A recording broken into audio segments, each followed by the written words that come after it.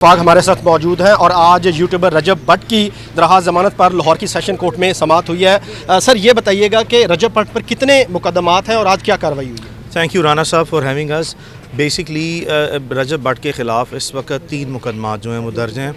आपको याद दिलाते चलें कि इन पे जो पहला मुकदमा दर्ज हुआ था वो इनके रजब भट्ट के और इनके 3 या 4 साथियों के ख़िलाफ़ मुश्तरका तौर पर दर्ज हुआ था। वो लाहौर में चूंग पुलिस स्टेशन का मुकदमा था जिसमें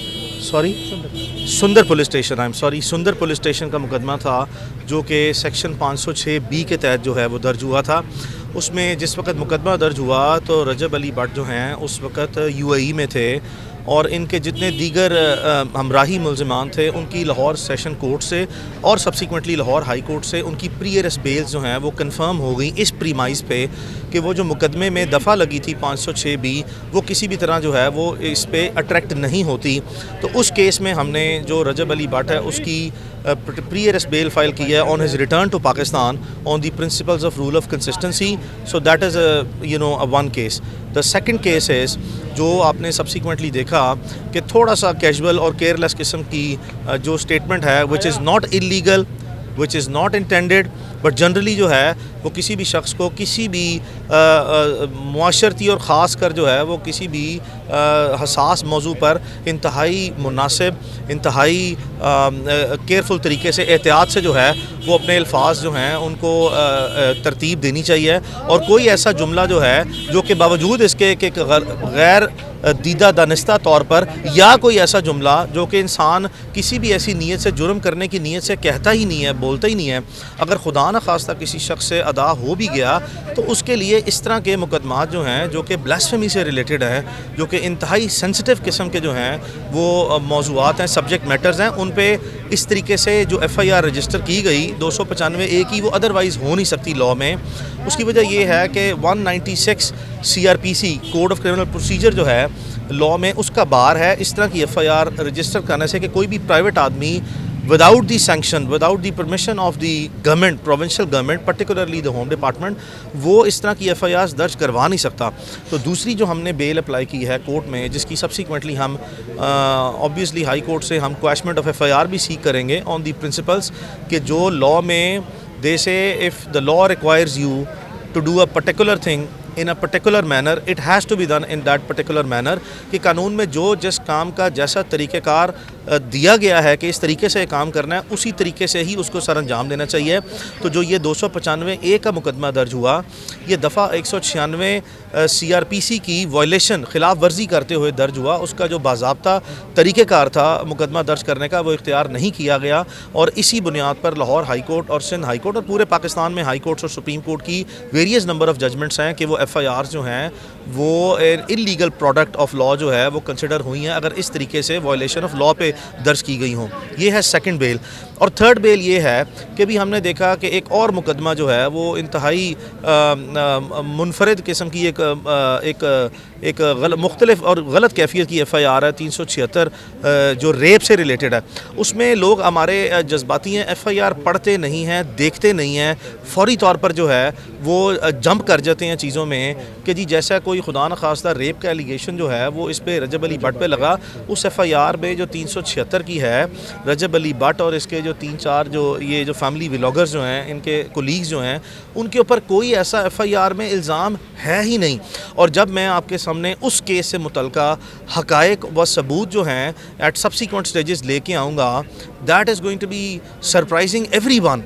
हमें किसी भी ख़ातून की जो मोडेस्टी है ऑफ अ वुमन उसकी इज़्ज़त का लाजमी तौर पर ख्याल रखना चाहिए, लेकिन हमने ये भी देखना है कि जो शख्स अपने आप को एज अ विक्टिम ट्रीट करा रहा है, यानी कि एक 16 अगस्त 2024 का FIR के मुताबिक वक़ूआ बताया गया, खुदा न खास्ता किसी के साथ अगर कोई रेप हुआ हो तो वो 10 महीने इंतज़ार नहीं करेगा कि मैं 10 महीने बाद जाऊँ और अपने साथ हुए ज़्यादती के वाक़े की FIR को 10 महीने बाद रिपोर्ट कराऊँ, जिसमें आप जानते हैं कि ये हसास नौइयत के मुकदमात इस तरह के हैं जहाँ पे आपको मेडिकल एविडेंस जो है वो विद इन आवर्स اور رادر ود ان سیک کرنی چاہیے, ادروائز آپ کا کیس تو ویسے ہی فیٹل ہے. اور اگر 16 اگست 2024 کو آپ کے ساتھ خدا نخواستہ کوئی زیادتی کا واقعہ پیش آیا تو آپ نے 10 مہینے جو زیادتی کا ملزم ہے اس سے دن رات سینکڑوں وائس میسیجز, سینکڑوں آپ نے ٹیکسٹ میسیجز, سینکڑوں ملاقاتیں جو ہیں وہ کیوں کی ہیں. اور دوسری بات یہ ہے کہ اسی جو اپنا مبینہ جو خاتون ہیں اس کیس میں جنہوں نے یہ شکایت درج کرائی ہے, انہوں نے اسی پولیس اسٹیشن میں شکایت درج کرانے کے بعد اسی ایک ملزم سے جس کو بتایا کہ اس نے میرے ساتھ ریپ کمٹ کیا, اسی پولیس اسٹیشن میں بیٹھ کے ایک آپ نے کمپرومائز کیا, اور کمپرومائز کرنے کے بعد اس شکایت کو واپس لیا. اور اسی شخص نے جو اس کا مرکزی ملزم بتایا جاتا ہے سلمان حیدر نامی, اس نے سائبر کرائم میں جب اپلیکیشن دی تو وہاں اسی خاتون نے آ کے معافی مانگی. معافی مانگنے کے بعد وہ درخواست اس شخص نے واپس لی. اس شخص کی شکایت یہ تھی کہ یہ مجھے ڈیجیٹل پلیٹ فارمز پہ بلیک میلنگ کر رہی ہے. ان کا معافی نامہ ریکارڈ پہ موجود ہے. دونوں معافی نامے جو ہیں F I A cyber crime کا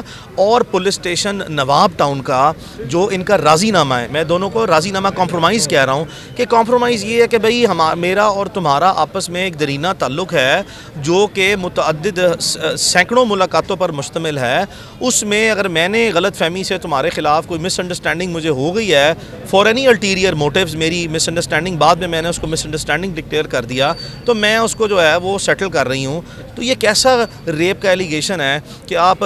10 مہینے بعد رپورٹ کریں اور بعد ازاں پولیس اسٹیشن میں صلح کریں, پھر ایف آئی اے کے آفس میں جا کے صلح کریں, اور پھر سینکڑوں میسیجز جب میں آپ کے سامنے وائس میسیج یا ٹیکسٹ ٹرانسکرپٹ لے کے آؤں گا تو چیزیں واضح ہو جائیں گی کہ یہ اس طرح کے جو ٹینٹڈ ود میلافائڈیز اور الٹیریئر موٹیوز کے لیے مقدمے درج ہوتے ہیں, that is not the classical case of rapes. تو اس میں بھی ہم نے یہ تمام مقدمات میں جو ہے وہ ان کی بیل کروائی ہے. اچھا میر صاحب یہ بتائیں کہ آپ کے کلائنٹ رجب بٹ پر ایک کے بعد ایک مقدمہ ہو رہا ہے, آپ آؤٹ آف دا کورٹ ان کی بھی کاؤنسلنگ کچھ کرتے ہیں؟ دوسرا مجھے یہ بتائیے گا کہ آپ ہائی پروفائل کیس کر رہے ہیں, 9 مئی کے کیسز, جیل ٹرائل اسلام آباد راولپنڈی میں کیس کر رہے ہیں, اور دوسری طرف آپ سوشل میڈیا کے کیس بھی اب ہینڈل کر رہے ہیں, ان کو ریپرزینٹ کر رہے ہیں. تو یہ کیسے سارا کچھ ایک ایکسٹریم اور ایک سوشل میڈیا کے کیسز مینیج کیسے کرتے ہیں؟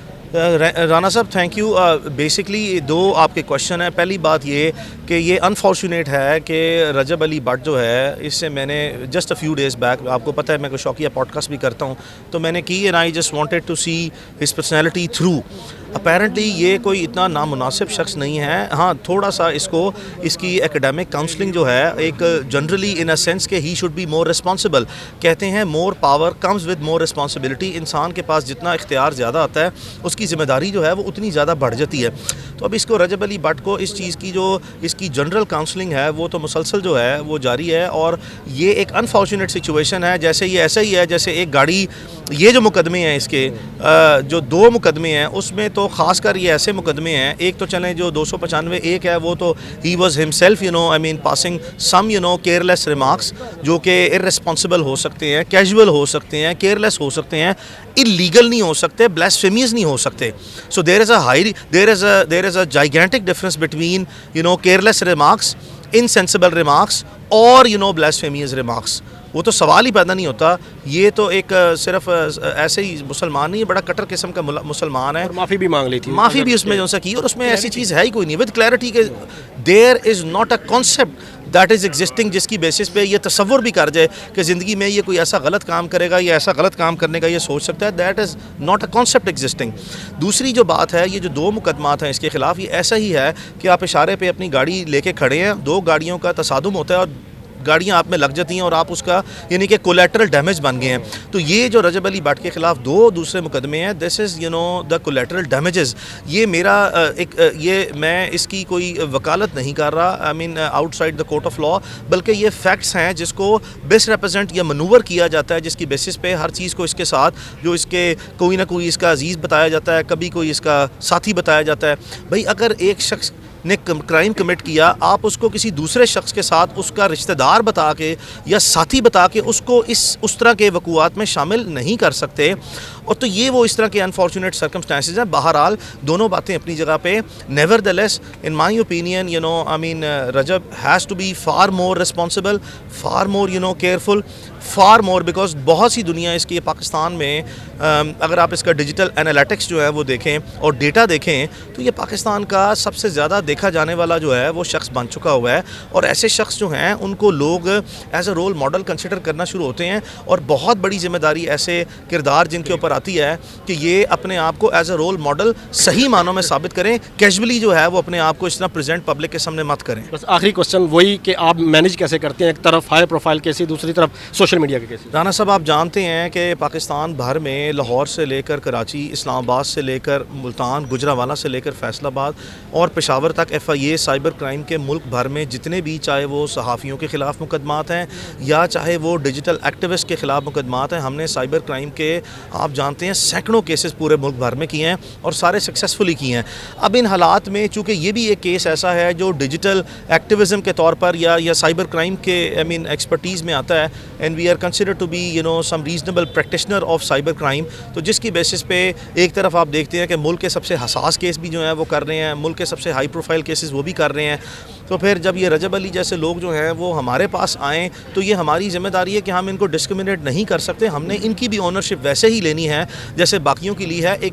جو پروفیشنل پریکٹسنگ بیرسٹر ہیں یا جو لائر ہیں ان کی ایتھکس ان کو الاؤ نہیں کرتی کہ وہ کسی بھی شخص کو جو ہے وہ ان اے ڈسکریمنیٹری مینر جو ہے وہ ٹریٹ کریں, وچ از دا ریزن کہ ہمیں باوجود اس کے کہ اپنے ہائیلی انٹینسیفائڈ اسکیجولس کو بھی سامنے رکھتے ہوئے یہ سارے کیسز بھی ساتھ ساتھ لے کے چلنے ہیں. And we feel very normal about it. ہمارے لیے کیس ہے, کوئی کیس چھوٹا یا بڑا نہیں ہے, وکیل کبھی بڑا نہیں ہوتا, عدالتیں اور قانون جو ہے وہ ہمیشہ بڑا رہتا ہے جس کی ہم پریکٹس کرتے ہیں. کبھی اس کے کیس میں یا کبھی کسی دوسرے فریق کے کیس میں کوشش کرتے ہیں, مشکل کام ہے لیکن مینیج کرنے کے علاوہ ہمارے پاس راستہ کوئی نہیں ہے. Thank you sir.